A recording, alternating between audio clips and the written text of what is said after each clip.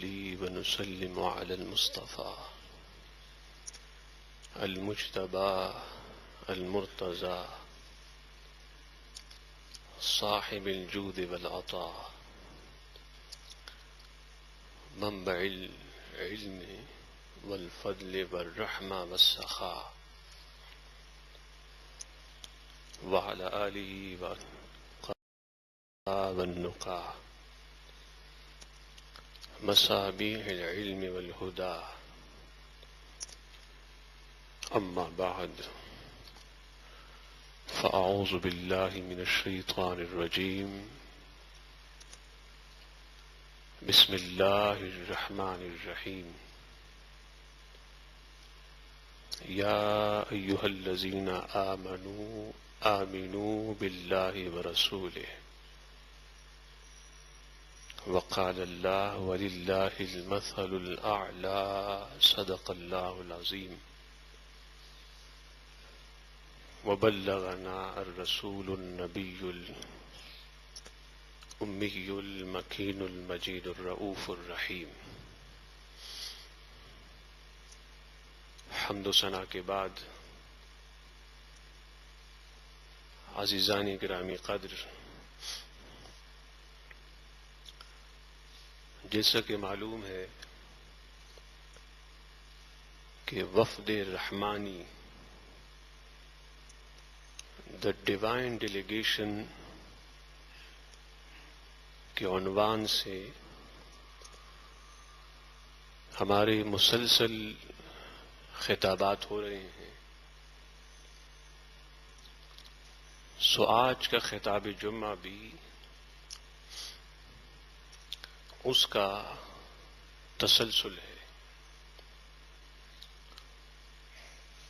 میں نے ابتداءً یہ بتایا تھا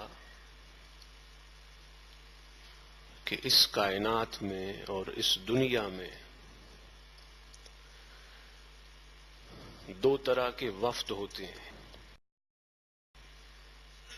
ایک وفد رحمانی ہوتا ہے، دا ڈیوائن ڈیلیگیشن،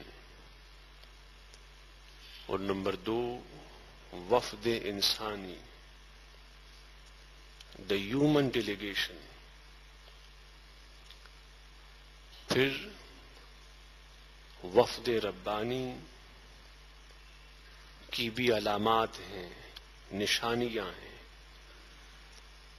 جن سے ان کی پہچان ہوتی ہے جو اس وفد میں شامل ہوتے ہیں.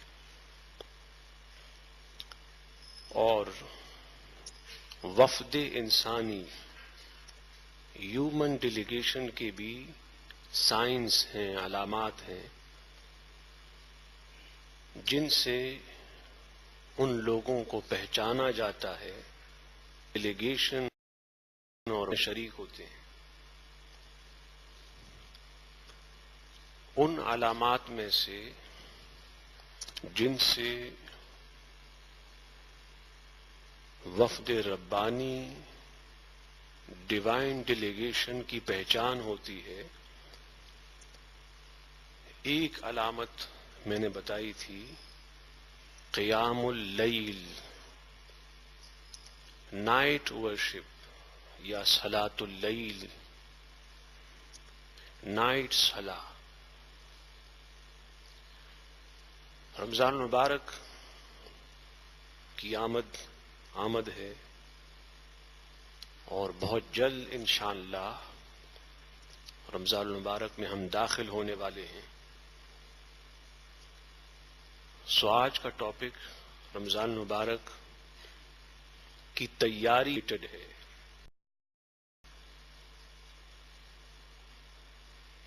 سو میں بتا رہا تھا کہ ایک علامت اس پہ ہم نے پچھلے جمعے کو خطاب کیا. ان علامات میں سے ایک اور علامت وہ دعا اللیل ہے، نائٹ سپلیکیشن، رات کی دعا. اللہ جل مجدہ کے وفد میں اور ڈیلیگیشن میں جو لوگ شامل ہو جاتے ہیں اور شریک ہوتے ہیں تو اللہ پاک پھر ان کو رات کی دعا کی توفیق دیتا ہے. رات کو اٹھنے کے ساتھ ساتھ اور شب بیداری کے ساتھ ساتھ نماز کے ساتھ ساتھ ان کو اللہ پاک اپنے آپ سے مانگنے کی توفیق دیتا ہے, دعا کی توفیق دیتا ہے. میں ٹاپک سے ریلیٹڈ جو حدیث آپ کو بتا رہا ہوں یہ صحیح بخاری میں ہے اور اس کے راوی ہیں سیدنا عبادہ بن صامت رضی اللہ تعالی عنہ. حضرت عبادہ بن صامت رضی اللہ تعالی عنہ راوی ہیں کہ اللہ کے رسول صلی اللہ علیہ وسلم نے فرمایا من تعار اللیل, جو شخص رات کو بیدار ہوا, جو شخص رات کو جاگا, رات کو نیند تھا, جو شخص رات کو نیند سے بیدار ہوا, فقال, اور پھر اس نے یہ کلمات کہے جو حدیث میں بیان کیے گئے. عربی زبان میں تعارہ کا معنی ہے نیند سے اٹھتے وقت اور نیند سے بیدار ہوتے وقت بولنا. جیسے نیند سے اٹھیں تو کچھ پڑھتے ہوئے اور بولتے ہوئے اٹھنا. سو حضور علیہ السلام مومن کی شان بتا رہے ہیں اور اللہ جل مجدہ اور دن کی علامت بتا رہے ہیں کہ جو لوگ اللہ کے وفد میں شامل ہوتے ہیں, شریک ہوتے ہیں, ان کی شان یہ ہوتی ہے کہ نیند سے بیدار ہوتے وقت بھی ان کی زبان پر اللہ کا نام ہوتا ہے اور اللہ کے حبیب اور اللہ کے محبوب کا نام ہوتا ہے.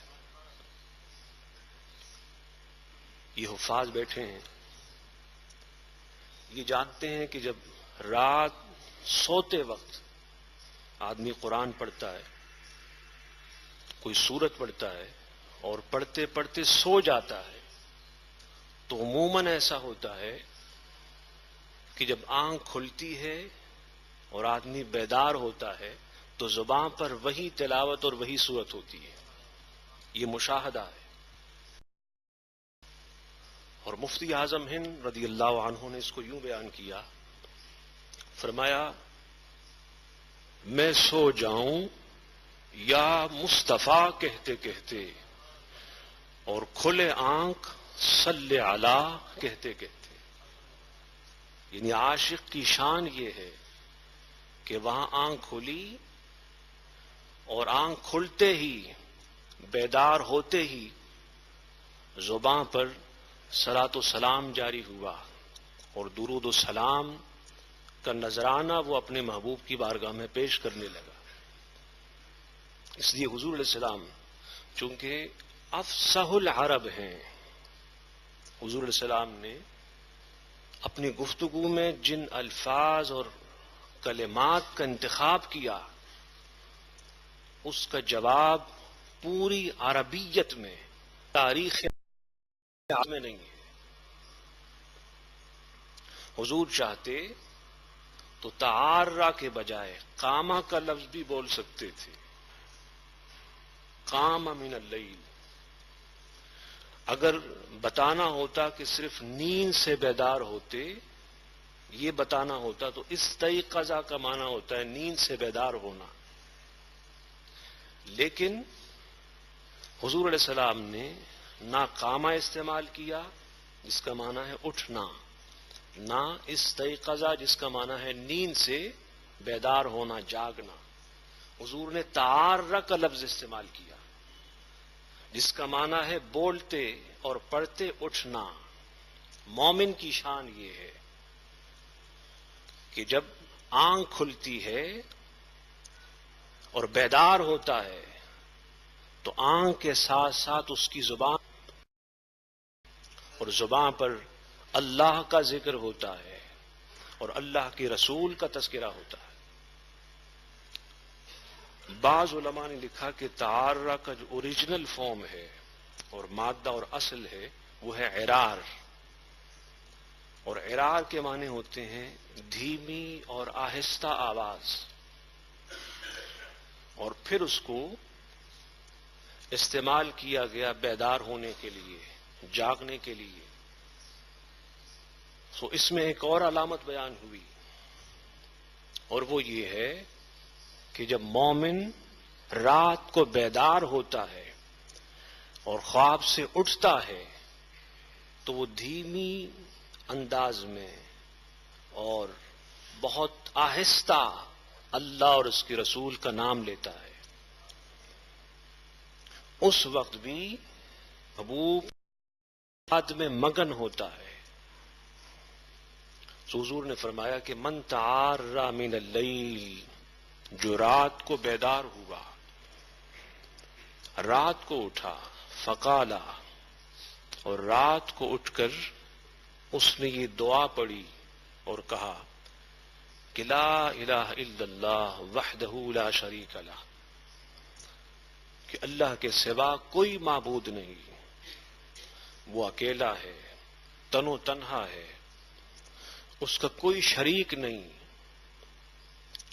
لہ الملک، اس کے لیے ملک ہے، اس کے لیے بادشاہت ہے، اس کے لیے سلطنت اور اقتدار ہے، اس کے پاس فل اتھارٹی ہے، وَلَهُ الْحَمْدُ، اور اللہ کے لیے حمد و ثنا ہے، اللہ کے لیے خوبیاں، ہر کمال کے لیے ہے، اور ہر جمال اللہ کے لیے ہے، ہر افضال اللہ کے لیے ہے، اور ہر انعام اللہ کے لیے ہے۔ وَهُوَ عَلَى كُلِّ شَيْءٍ قَدِيرٌ، اور وہ اللہ ہر چیز پر قادر ہے، اور وہ اللہ ہر ممکن چیز پر قادر ہے۔ سبحان اللہ، اللہ پاک ہے، سبحان اللہ، اللہ پاک ہے، ولا الہ الا اللہ واللہ اکبر، اللہ کے سوا کوئی معبود نہیں، نہ اللہ کے سوا کوئی عبادت کا اہل ہوا نہ ہو سکتا ہے۔ عبادت کا مستحق فقط اللہ ہے، عبادت فقط اللہ کی ہے۔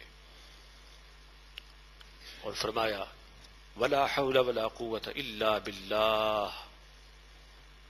ہمارے پاس گناہ سے بچنے کی کوئی قوت ہے کہ ہم اپنی طاقت اور قوت اور پاور سے گناہ سے بچ سکیں، نہ نیکی کی کوئی طاقت ہے کہ ہم اپنی طاقت سے اور اپنے پاور سے کوئی اچھا کام کر سکیں۔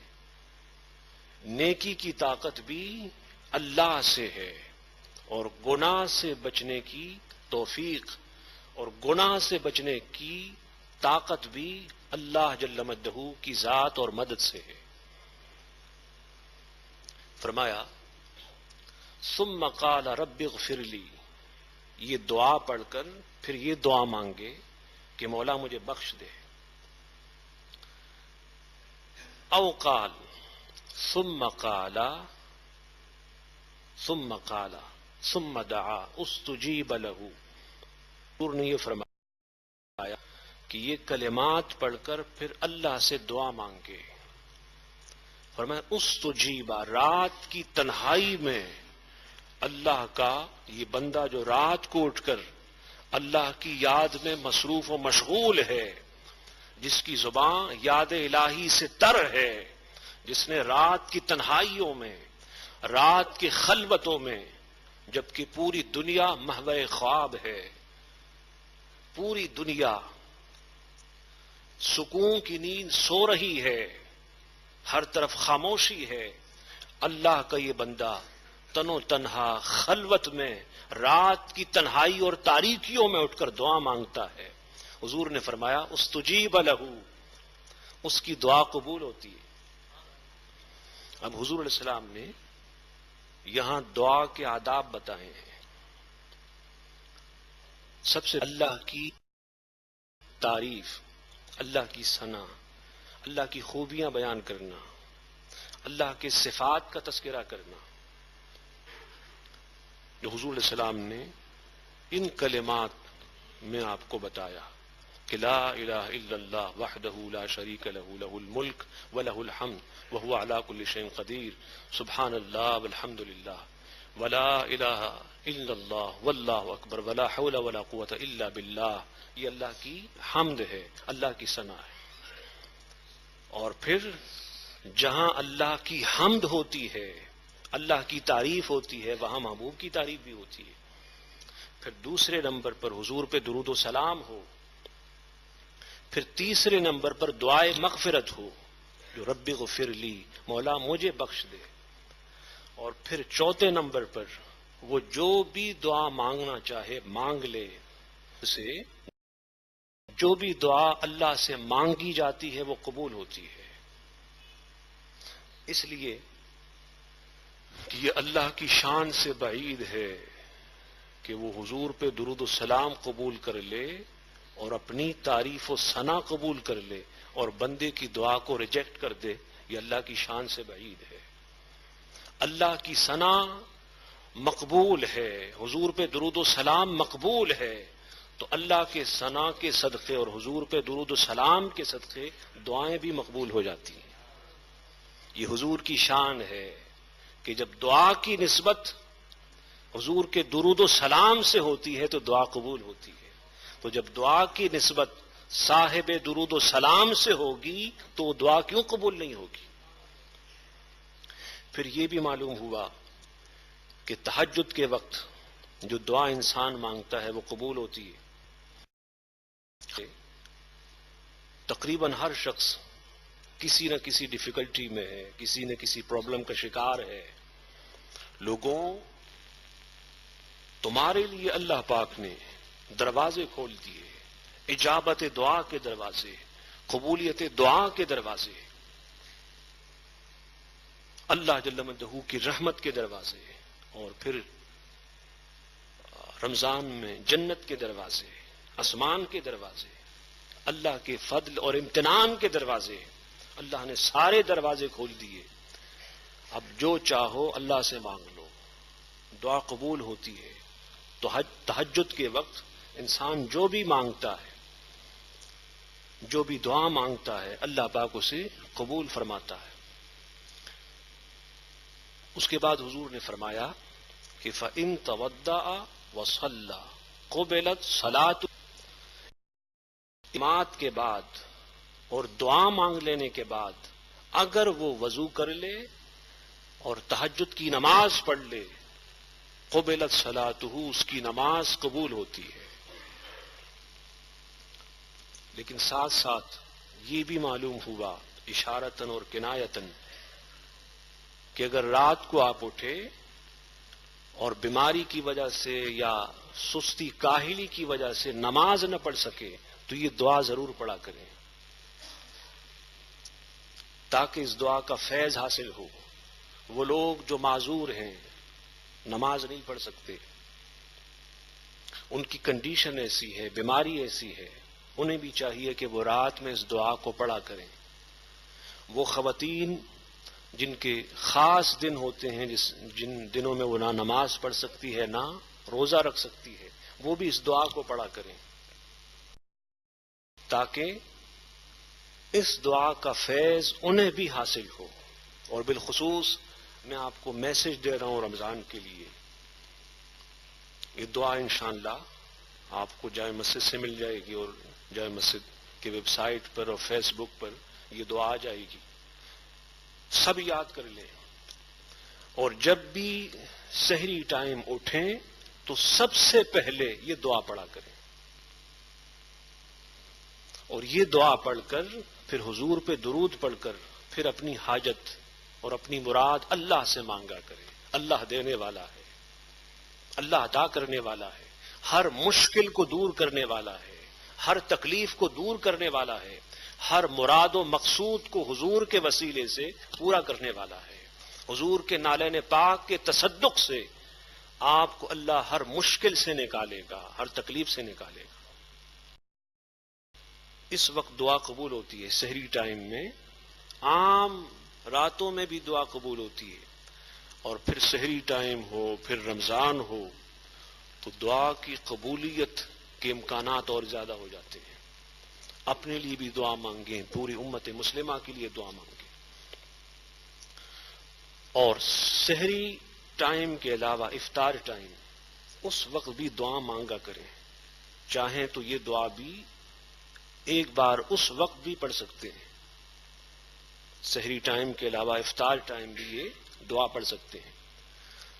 سحری ٹائم اس کے علاوہ 100 بار استغفار پڑھیں، 100 بار درود شریف پڑھیں، اور 100 بار تیسرا کلمہ تقریباً اس دعا میں بھی آ گیا، لیکن اگر موقع ملے تو اس کے علاوہ بھی 100 بار تیسرا کلمہ پڑھا کریں. بہت زیادہ فیض ہے اس کی، بہت زیادہ بلیسنگ ہے، بہت زیادہ برکت ہے. اور ایک اور میسج دے رہا ہوں، خاص نوجوان، ینگ جنریشن اور نیو جنریشن توجہ سے سنیں. جب سحری کے لیے اٹھیں اور ماں باپ آپ کے پاس ہوں تو ان کو پیار کی نگاہ سے ایک بار دیکھا کریں، ایک بار اس وقت دیکھا کریں، اور ایک بار افطار ٹائم دیکھا کریں. آپ کو معلوم ہے حضور نے فرمایا صلی اللہ علیہ وسلم، جو ماں باپ کو رحمت کی نگاہ سے دیکھتا ہے اس کے نام اعمال میں حج مقبول کا ثواب لکھا جاتا ہے. تو اب ہوگا یہ کہ روزہ بھی ہے اور حج بھی ہے، روزے کا ثواب بھی ہے اور حج کا ثواب بھی ہے. غریبوں کی مدد کریں، مسکینوں کی مدد کریں، ایک دوسرے سے معافی مانگ لیں، ایک دوسرے کو معاف کر دیں. جتنے گناہ ہیں، جس گناہ میں آپ ملوث ہیں، سب سے توبہ کر لیں، اور اللہ سے وعدہ کر لیں کہ آئندہ میں انشاءاللہ گناہوں سے بچوں گا.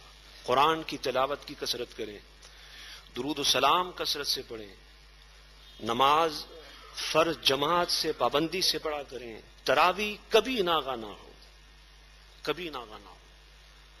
آج کل لوگ مجھے بتا رہے ہیں کہ کھیل کی وجہ سے لوگوں کی نمازیں قضا ہو رہی ہیں، فجر میں لوگ کم ہو گئے، کافی ائمہ نے بتایا نمازیوں کی تعداد کم ہو گئی. تو کہیں ایسا نہ ہو کہ کھیل کود دیکھنے کی وجہ سے آپ کی نمازیں ضائع ہو جائیں، رمضان کے مبارک اوقات آپ کے ہاتھ سے نکل جائیں. آپ جانتے ہیں کہ یہ لمحے زندگی میں بار بار آیا نہیں کرتے. پاک ہر دفعہ یہ موقع نہیں دیتا. اگر اللہ نے آپ کو اپنے فضل سے، انعام و احسان سے موقع دیا ہے تو اس سے فائدہ اٹھائیں. تراویح کے پابند ہو جائیں. تراویح سنت مؤکدہ ہے. قرآن سنیں تراویح میں، ویسے بھی قرآن سنا کریں، پڑھا کریں، اور ہر وقت ہر حال میں جبکہ کوئی مانے نہ ہو اللہ کا ذکر کیا کریں. اللہ اللہ، دل میں اللہ کا نام. آپ کام کر رہے ہیں، آفس میں ہیں، بیٹھے ہیں، کہیں جا رہے ہیں، راستے میں، تو اس میں ذات کا ذکر کثرت سے کریں کہ اللہ اللہ کرنے سے اور اس میں ذات کے ذکر سے دل روشن ہوتا ہے.